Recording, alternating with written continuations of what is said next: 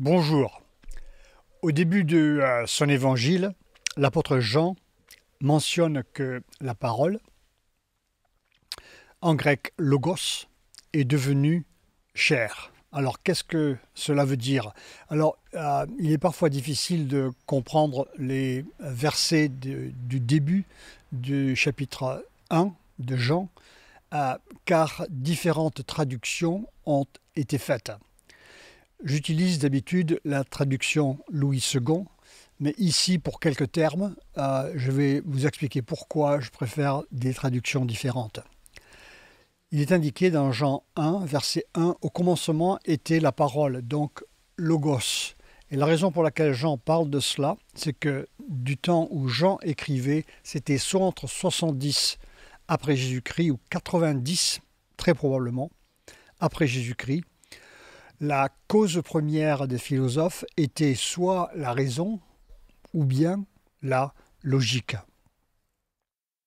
C'était donc des gnostiques qui voyaient une sorte de force, souvent associée à des divinités. Malgré cela, l'Apocalypse chapitre 19, verset 13 nous dit « Son nom, parlant de Jésus, est appelé la parole, logos, de Dieu. » Après qu'il dit « Au commencement était la parole », il dit « Et la parole, logos, était avec Dieu ». Dans la Bible en français courant, il est indiqué « Celui qui est la parole », parlant de Jésus, était avec Dieu, parlant plutôt du Fils de Dieu. Ensuite, ou bien de Jésus, avant d'être incarné. Et ensuite, il dit « La parole », logos, était Dieu. La Bible en français courant indique « il était Dieu ». Et ensuite, il est indiqué « elle était au commencement avec Dieu », selon la Louis II. Mais la Bible en français courant indique « il était au commencement avec Dieu ». La raison pour laquelle la Louis II indique « elle », c'est pour accorder le pronom au féminin avec le nom parole qui est féminin. Toutes les autres versions, les traductions, indiquent il ou bien lui, parce que le terme outos peut être traduit il, elle ou il neutre. Alors il dit ensuite toutes choses ont été faites par elle. La Bible français courant dit lui, et rien de ce qui a été fait n'a été fait sans elle ou bien lui. Alors, c'est important ici, rien de ce qui a été fait n'a été fait par elle. Si vous avez devant vous un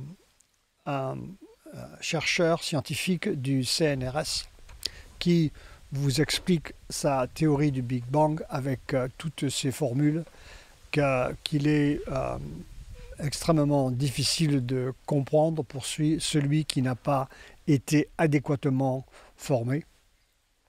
Et vous avez aussi en face de vous l'apôtre Jean lui-même, qui, lui, était le disciple que Jésus avait aimé, selon ce qu'il dit, et qui a écrit ces choses. Dans l'Apocalypse 20, il indique, 21, 20 et 24, il indique qu'il a écrit ces choses, et il est devant vous, et il vous dit que rien de ce qui a été fait dans l'univers, autour de nous, n'a été fait sans lui. À un moment donné, il va falloir que vous croyiez le CNRS ou bien l'apôtre Jean. Qui, pour vous, a raison? Ensuite, il est indiqué la lumière, lui, dans les ténèbres, et les ténèbres ne l'ont point reçu. Et la parole, logos, a été faite chair. Et ici, il est indiqué par la Bible en français courant, celui qui est a été fait chair. Et elle a habité parmi nous. La français courant indique il a habité parmi nous. Et c'est là ce qui explique, le reste qui explique le tout dans le contexte qu'on doit comprendre que le logos mentionné au début s'agit de du Fils de Dieu. Ensuite, il est indiqué, elle était pleine de grâce et de vérité, et nous avons contemplé sa gloire, c'est-à-dire qu'ils l'ont vue et ils l'ont touchée, une gloire comme la gloire du Fils unique venu du Père. Le terme grec venu du Père, c'est monogenes. Ça ne veut pas dire, parce que le terme généré vient du grec généo, ça ne veut pas dire généré, mais plutôt le seul et unique de son genre. Alors, les termes, que ce soit elle, lui, il, lui, c'est la même personne. C'est le Fils de Dieu. Imaginez un disciple comme Jean qui parle avec Jésus pendant un moment privé et qui réalise que le Fils de Dieu, il vit depuis toute l'éternité, avant son incarnation. Et il lui demande, « Où étais-tu avant de naître ?» Et Jésus pourrait lui répondre, « Tu veux dire quand ? Quand ?»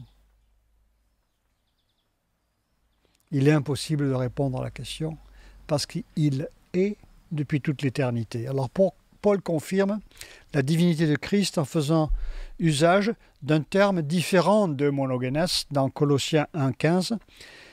Il dit « Il est l'image du Dieu invisible, le premier-né ». Il fait usage du terme prototokos, terme grec, de toute la création, car en lui ont été créées toutes les choses qui sont dans les cieux, sur la terre, les visibles, invisibles, trône, dignité, domination, autorité. Tout a été créé par lui et pour lui. Il confirme ici ce que Jean avait dit. Il est avant toute chose et toute chose subsiste en lui, la providence de Dieu. Alors, l'idée de premier-né, en grec, prototokos, vise généralement une sorte de suprématie, en tout cas un honneur, et une dignité que Christ a reçue.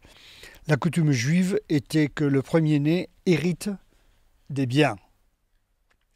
Le Christ Jésus a été incarné, mais il vivait auparavant depuis toute l'éternité. Difficile ou impossible à comprendre pour un homme. Et c'est en lui, selon Paul aussi, qu'ont été créées toutes choses. Alors, premier-né, la traduction française de prototokos, ne concerne pas sa conception par le Saint-Esprit dans le sein de Marie ou bien sa naissance à Bethléem. Certaines hérésies ont souvent suggéré que Dieu, le Fils, avait été créé. Oui, il a pris une forme humaine dont il ne s'est jamais séparé. D'ailleurs, même dans les cieux, Dieu, le Fils, Jésus de Nazareth, garde la nature divine et humaine qu'il avait sur terre. Cela pourrait vous surprendre, mais nature humaine adaptée aux cieux. Selon le professeur Robert Raymond, le théologien qui est connu pour sa christologie. Notre relation avec lui, par notre union avec lui, continue parce qu'il est vivant. De plus, Dieu le Fils a toujours été. Jean écrit, parlant de Jésus dans 12,41, Ésaïe l'a vu. Daniel 7 indique qu'il voit comme un fils de l'homme qui règne. Dans Genèse 1, le terme Dieu est au pluriel Elohim, cela impliquant qu'il y a plusieurs personnes, notamment par déduction, le Père, le Fils et le Saint-Esprit. Et Elohim est le sujet de la création. Il y eut un homme envoyé par Dieu, son nom était Jean. Ce n'est pas Jean Lassalle qui était venu pour parler du permis de conduire Il vint pour servir de témoin, pour rendre témoignage à la lumière, afin que tous crurent par lui. Il n'était pas la lumière, mais il parut pour rendre témoignage à la lumière. Jésus a dit qu'il était non seulement la lumière, surprenant, mais aussi qu'il était la porte des brebis, le bon berger. Il a dit qu'il était la résurrection et la vie, le chemin, la vérité et la vie, et qu'il était aussi le vrai cep. Le terme grec marturéo, d'où vient le terme martyr, est traduit par témoin. Il est employé pour Jean-Baptiste qui ne pouvait rien compromettre dans son rôle de témoin. Ainsi, Jean pointait le doigt sur Jésus en disant non seulement qu'il était l'agneau envoyé pour enlever le péché du monde, mais qu'il existait avant lui. Ceci explique le début du passage au sujet du fait que Dieu, en qualité de Fils, a vécu depuis toute l'éternité et n'a pas eu de début. Par son éternité, Jésus était Dieu en même temps qu'incarné, ayant en plus une nature humaine. Alors dans Jean 1, il est écrit « Cette lumière était la véritable lumière qui, en venant dans le monde, éclaire tout homme. Elle était dans le monde et le monde a été fait par elle. » Parlant de lui. Et le monde ne l'a point connu. Elle est venue chez les siens, dans son pays, selon la Bible en français courant, et les siens ne l'ont point reçu. Beaucoup d'entre vous, comme moi, vous n'avez pas été prophète dans votre propre patrie ou dans votre propre coin.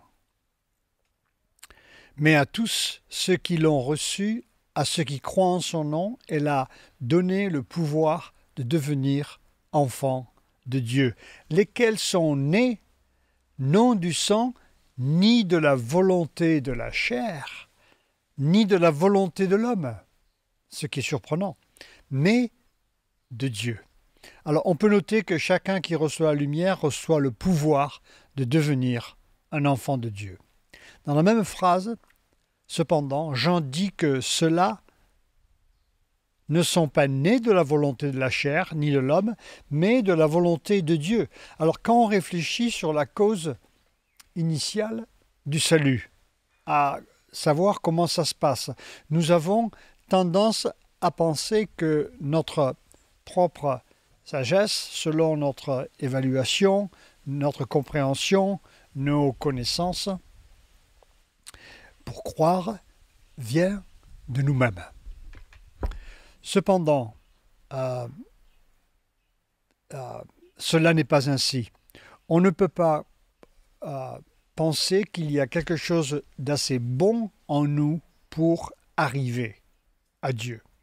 Paul d'ailleurs dit dans Éphésiens 2:1, « Vous étiez morts par vos offenses, par vos péchés, dans lesquels vous marchiez autrefois, selon le train de ce monde, selon le prince de la puissance de l'air, de l'esprit qui agit maintenant dans les fils de la rébellion. Nous tous aussi, nous étions de leur nombre, nous vivions autrefois selon les convoitises de notre chair, accomplissant les volontés de la chair et de nos pensées. Nous étions par nature des enfants de colère comme les autres. » Je me souviens avoir rencontré une dame protestante qui m'avait dit « Ah, cette personne-là que tu connais et que je connais, elle a vraiment une mauvaise réputation. Je sais les choses qu'elle a fait. Moi, je l'admettrai jamais dans mon Église. » Il faut comprendre que les chrétiens et les non-chrétiens, les deux, ont tous fauté. Il est indiqué ensuite, Dieu qui est riche en miséricorde, à cause du grand amour dont il nous a aimés, nous qui étions morts par nos offenses, nous a rendus à la vie avec Christ. C'est par grâce que vous êtes sauvés.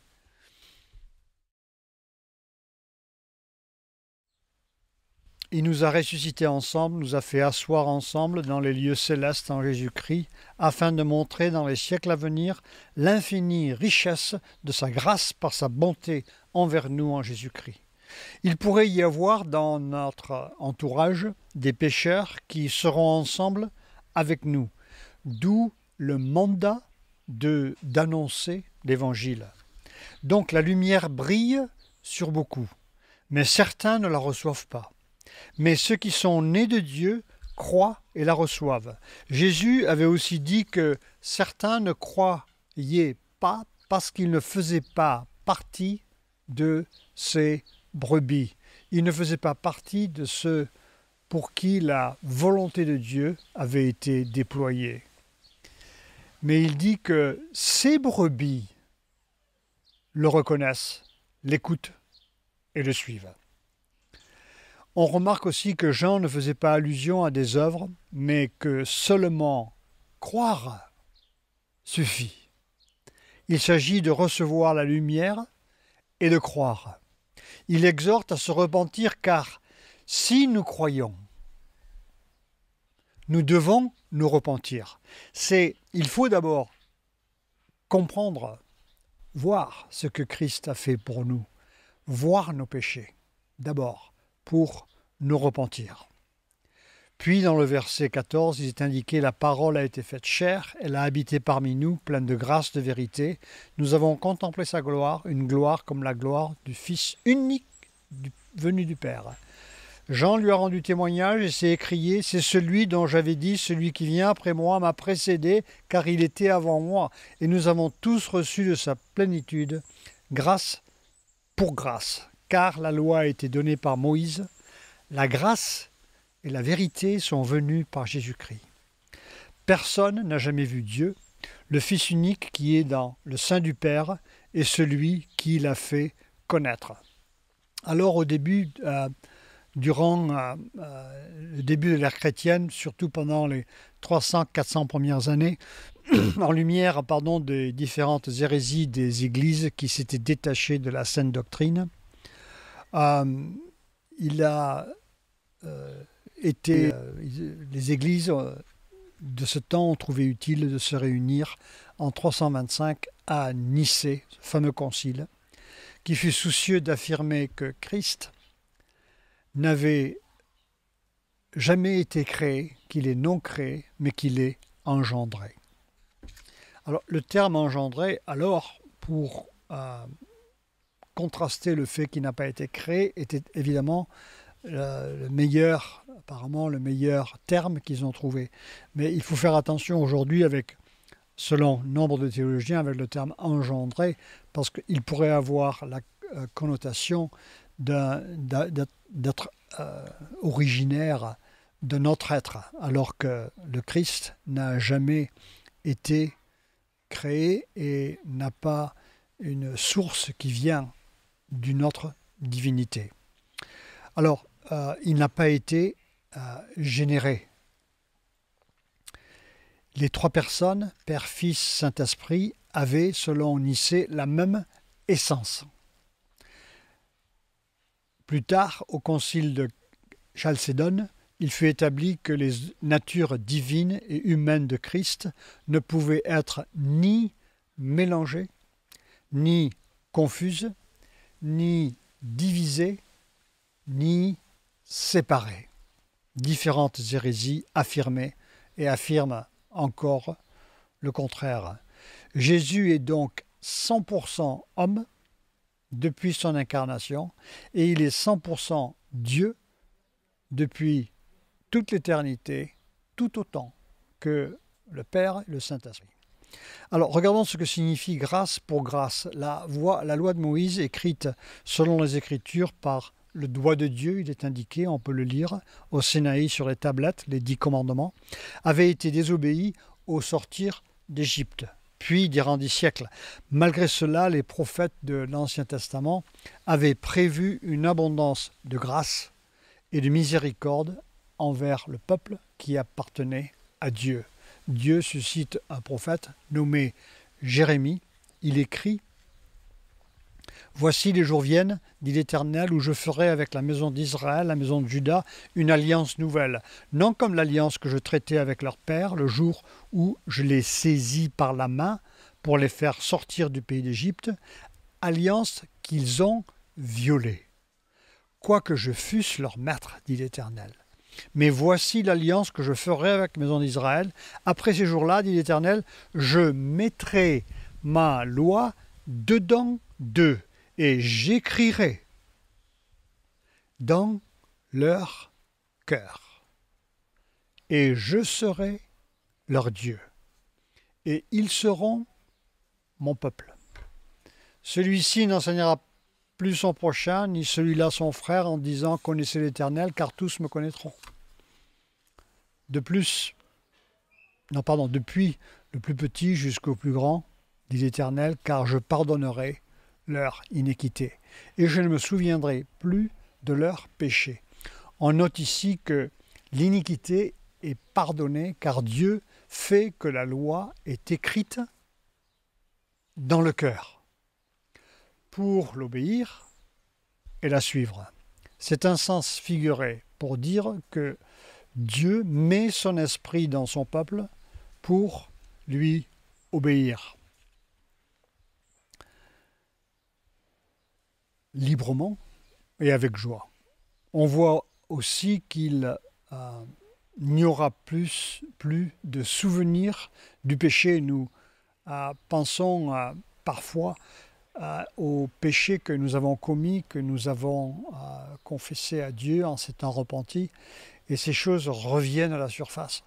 Et il faut faire attention que pour Dieu, Dieu ne garde pas de souvenirs de ces choses-là. Elles sont effacées. Ces péchés deviennent aussi éloignés de nous que l'Est et de l'Ouest. Ils sont engloutis au fond de la mer, car c'est bien Dieu qui maintenant met ses lois dans nos cœurs. La loi donnée par Moïse était un don de grâce, car ceux qui l'obéissaient étaient bénis. Alors cette grâce est révélée avec plus de plénitude quand Jésus se proclame être le Messie, accomplit les prophéties et meurt à notre place sur une croix. Le Logos qui était, il est et il sera. Ce Logos est descendu pour pardonner nos péchés et nous donner la vie éternelle.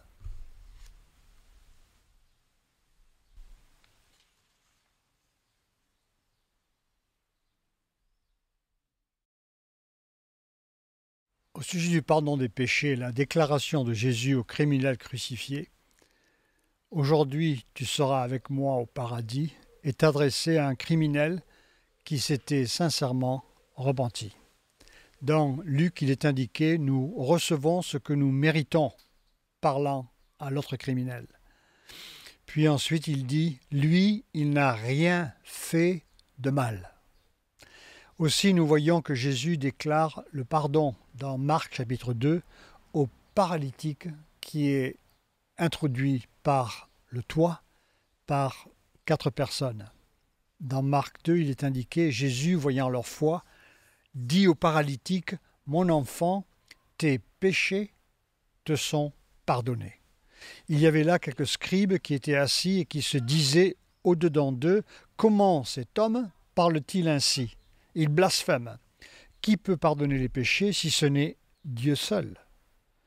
Jésus, ayant aussitôt connu par son esprit ce qu'ils pensaient au-dedans d'eux, leur dit « Pourquoi avez-vous de telles pensées dans vos cœurs ?» Ici, Jésus, Dieu, le Fils incarné, fait ce que les Juifs pensent que Dieu peut faire, et seulement lui. Et c'est pour cela qu'ils sont consternés.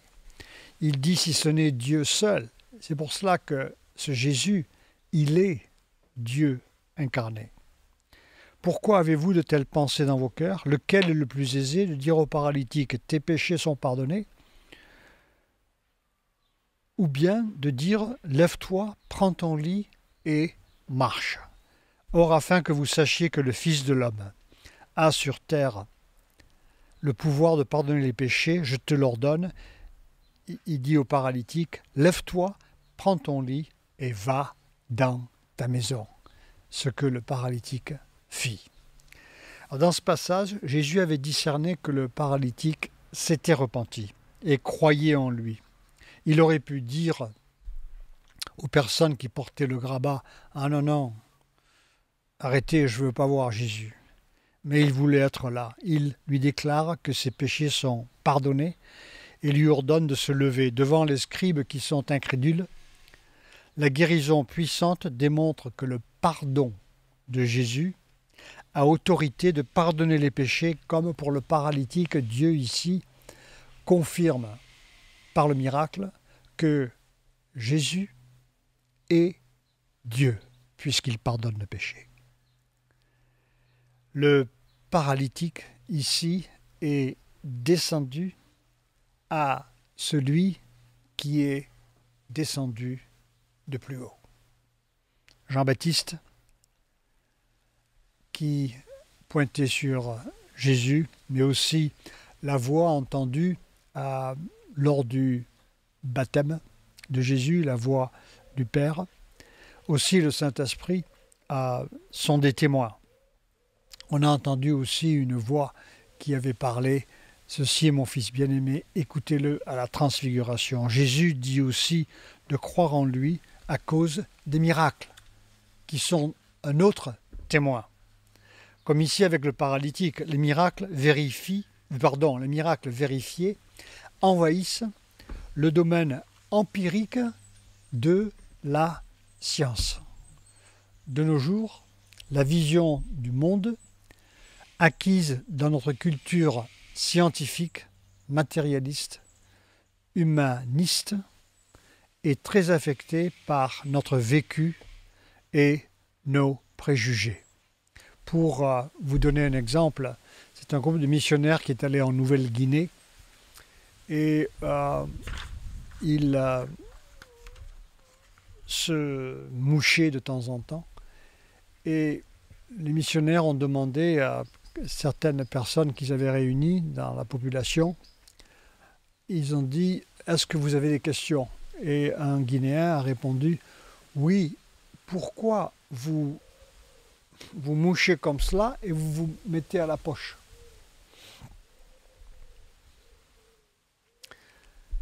Les Guinéens, ils enlèvent ce qu'ils ont dans le nez, ils le soufflent et ils ne le gardent pas à la poche. Le mouchoir a été conçu par notre société comme étant extrêmement hygiénique. Et je ne sais pas si c'est plus hygiénique ce que nous faisons ou ce qu'ils font, mais toujours est-il qu'il y a des préjugés, qu'ils soient bons ou mauvais. Et nous pensons comme ceux qui nous ont enseigné. Alors quand on est dans un univers qui est empirique, scientifique, notre environnement éducatif ne laisse pas de place à l'intervention du divin dans nos vies. Alors nous devons changer notre vision du monde pour appréhender le monde divin. La parole que Jésus nous a laissée vient aussi comme le Logos d'en haut. Alors, ces exemples montrent bel et bien que rien d'autre n'est requis, mis à part la foi sincère en Christ, pour participer à la grâce et être sauvé. Il est indiqué ici, Jésus voyant leur foi. C'est tout. Même voir guéri physiquement, la grâce est une faveur divine non méritée. Puisque nous ne sommes pas spirituellement nés de notre propre volonté, mais selon Jean de la volonté unique de Dieu, nous devons faire attention de ne pas nous enorgueillir et à considérer que nous ne sommes pas meilleurs que les pécheurs qui sont autour de nous. Nous devons tout faire pour les atteindre avec patience, avec humilité, gentillesse, même s'ils sont les pires pécheurs. Paul explique que notre salut est un don de Dieu, de façon à ne pas s'enorgueillir. Il dit, c'est par grâce que vous êtes sauvés, par le moyen de la foi, et cela est un instrument, il ne vient pas de nous. Cela ne vient pas de vous, Paul dit, c'est le don de Dieu. Ce n'est point par les œuvres, afin que personne ne se glorifie. Notre salut vient d'en haut, notre pardon vient d'en haut, comme le Logos, le seul et unique, est venu de notre monde, d'en haut. Seigneur, nous prions maintenant que nous puissions mieux comprendre ce Logos, le Fils de Dieu, qui était depuis toute l'éternité et qui était avec Dieu, qui aussi a fait toutes choses, malgré que cela dépasse notre compréhension. Et nous prions aussi que nous comprenions que lui est la vie, lui est la lumière, lui est le bon berger, le pain de vie, la porte des brebis, il est la résurrection, la vie, il est le chemin. Et que lui, ce Fils de Dieu, a été fait chair et habité, il a habité parmi nous, plein de grâce et de vérité. Et faire confiance aux écrits bibliques qui nous disent que c'est dans sa nature divine et aussi sa nature humaine qu'il s'est présenté aux apôtres qui nous ont donné ces textes des Écritures. Nous te remercions pour ta parole et aide-nous à grandir dans un esprit de sagesse, révélation pour mieux comprendre ces choses. Aide-nous à être assidus à la parole. Et concernant nos péchés, nous qui sommes sauvés, Seigneur, que ton Saint-Esprit applique dans notre conscience sa sanction dans toutes les pensées qui sont contraires à Dieu et qui nous viennent. Et aide-nous par ton esprit à les éliminer tout de suite, de façon à vivre d'une manière qui te plaît, où nous pourrons aussi, obéissant à la loi qui est écrite dans nos cœurs, t'obéir librement et avec joie, au nom de Jésus. Amen.